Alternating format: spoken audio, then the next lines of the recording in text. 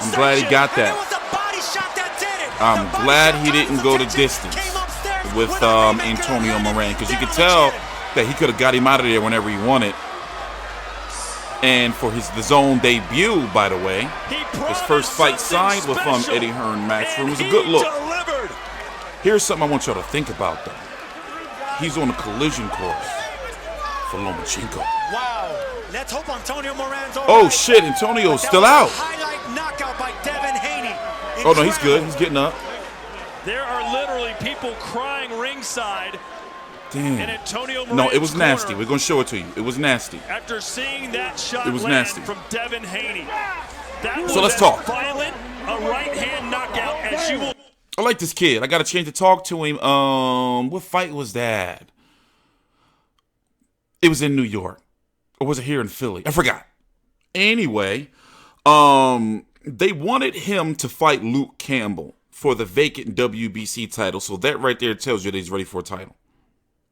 But then in an unprecedented move, because the WBC, and one good thing they want to do is they do want unifications, and they do want to have an undisputed champion. So in an unprecedented move to help out Lomachenko, they ordered him, even though he's already a champion, right? WBA and WBO, to fight. Wait a minute. Yeah, WBA and WBO. Richard Comey has the IBF at 135. They ordered him to fight Luke Campbell. Luke Campbell, the #1 contender. Now, here's a scenario that could happen before we get to some replays, just to tell you what could possibly be next for Devin Haney if they decide to go that route.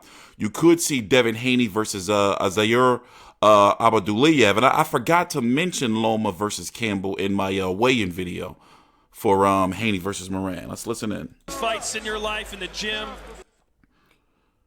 You know, he's 20 years old, so you can't be too critical just yet, but you kind of have to, because he is a contender now. He's not a prospect. He's a contender.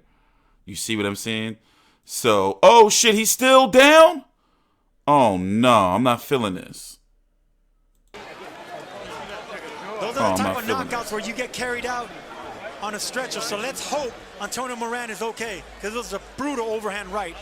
Well, as long as his eyes are open, it's good news. Once you see a fighter close his eyes, obviously that's when it gets really, really serious. The good news is that I like seeing that shit, man. I mean, I like seeing knockouts, but still, you don't like seeing that shit, man. The main thing you want to worry about in knockouts like that is a fighter's neck. So right now he's picking up his head. Yeah, you don't like seeing shit like that. This is the and guy I Devin was Haney talking doing about. the classy part. He fought Hank Lundy. I covered his Hank Lundy fight. I forgot how I was watching this card. I think it was Fight Space. Shout out to Fight Space. Okay, so what a debut. Let's pause right here. That's his pop right. A sensational performance. This is his pop right here. He might have just got knockout of the year right there.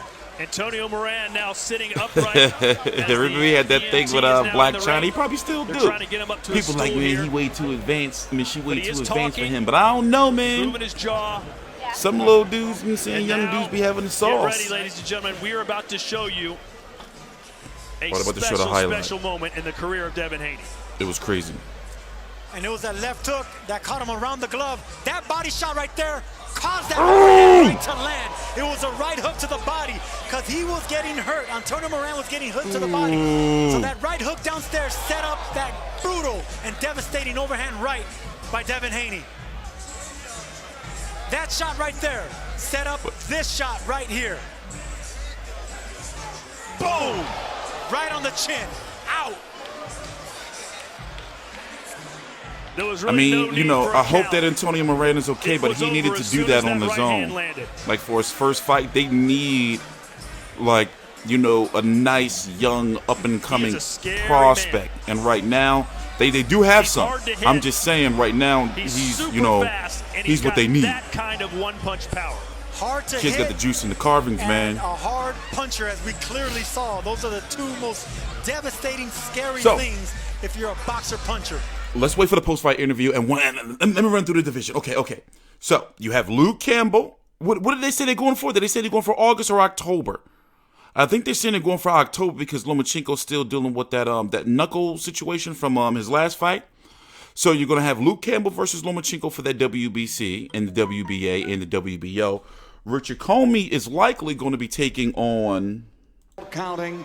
The winner by knockout victory at 2 minutes, 32 seconds. He's already got a round number 7.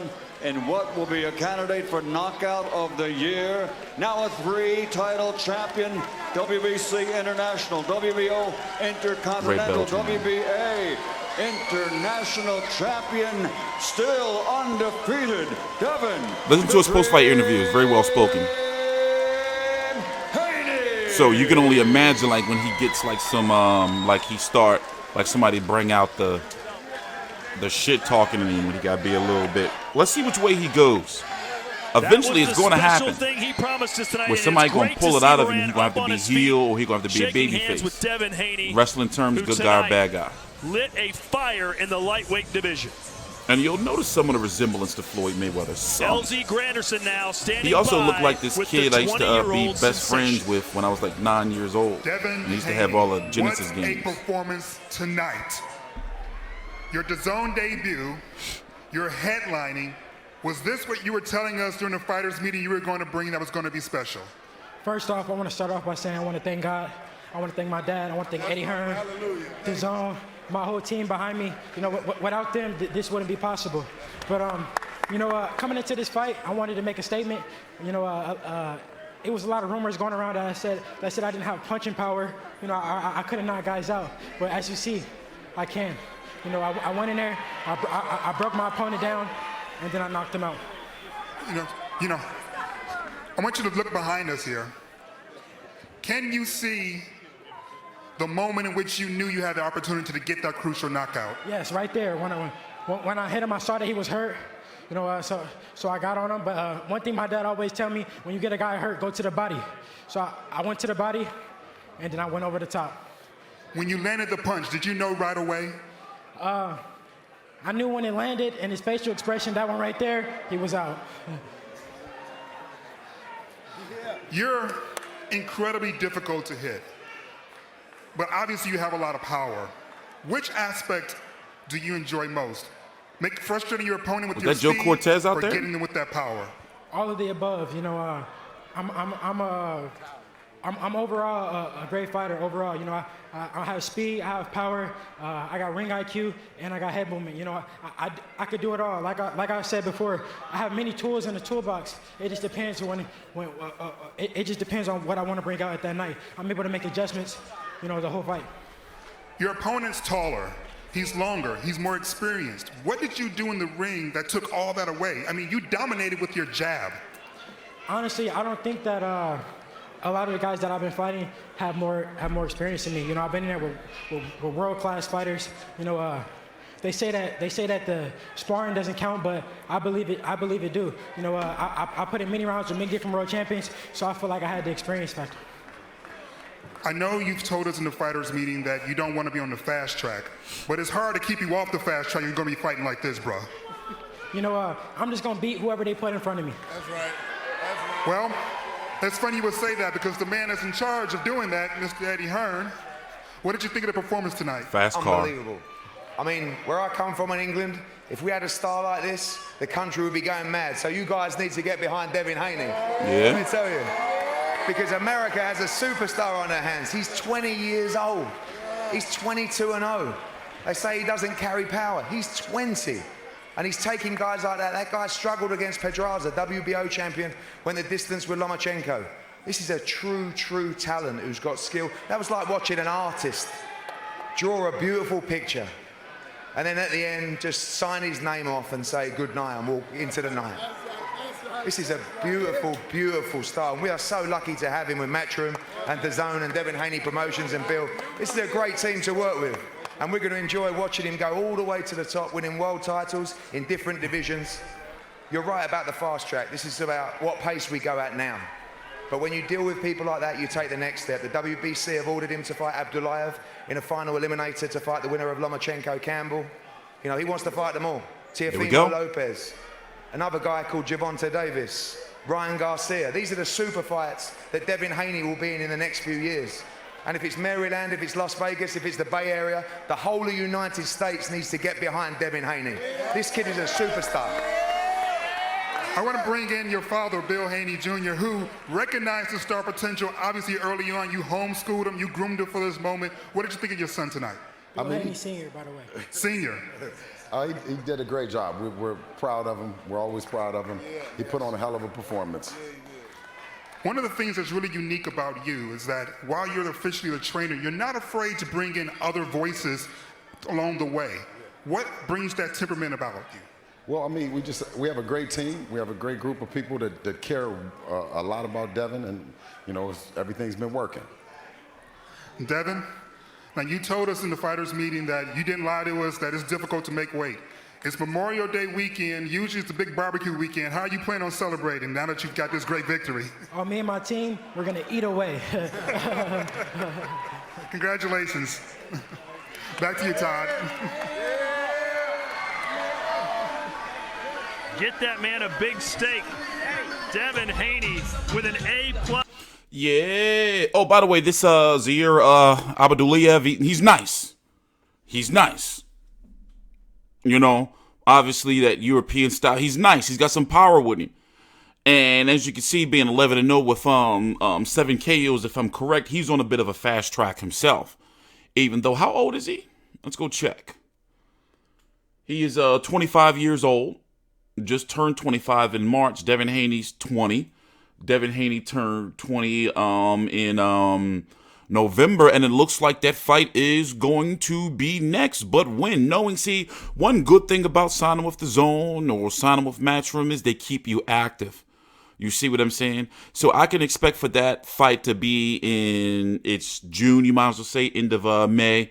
You know, September. They're probably going to, I don't know, maybe they'll send him over to the UK for the fight. Who knows? Put him on an undercard, but maybe they'll send him home. Eddie Hearn likes to do that. You know, they'll get a card up there at you know, the Bay Area for him. A lot of people are going to be upset. I'm glad he did sign with the Zone. You know, I would have rather him sign with the Zone or Top Rank. PBC is having some issues right now. You know, like, and he's known in the boxing business. Him and his team and his pop is known in the boxing business to be very good businessmen. You know, so I can expect that they're making a lot of money and they're going to be active, you know, on a new platform. You know, 135 is stacked, by the way. I mean, look, you got Ryan Garcia, who's going to be up there now. Javier Fortuna. I was saying, you know, if they didn't mention Abdullaev, then I would have said, you know, what's up with Yvonne Mendy? Jose Pedraza's fighting right now. I got to get to that fight. Robert Easter, Rancis Barthélemy. But remember, Lomachenko right now is trying to secure up to this division. And, you know, it was disheartening to hear about Devin Haney's weight issues. I mean, he's making weight and he will make weight with the snack program. But you're wondering, you know, how long can he stay at 135, you know, and can he fight, you know, like would he stay at 135 to fight a Lomachenko when the time comes, or if the time comes, you know, or on their side, when the time comes, you know, or would they move to 140? You know, because Gazelle Prograis is going to be moving up to 147 if he keeps winning. So I'm interested to see how this is going to play out. And remember, Teofimo Lopez is in a similar situation in regards to how long can he stay at 135 pounds. I'm TstreeT Controversy. This is TstreeT Controversy Live. So far, Devin Haney is living up to everything they said he was going to be like 3-4 years ago. You know, and now that he's here now, like full-fledged, like you see, he's going to be an eliminator to be #1 contender for the WBC. You know, the time is now. I'm TstreeT Controversy with FightView360.com. Please subscribe.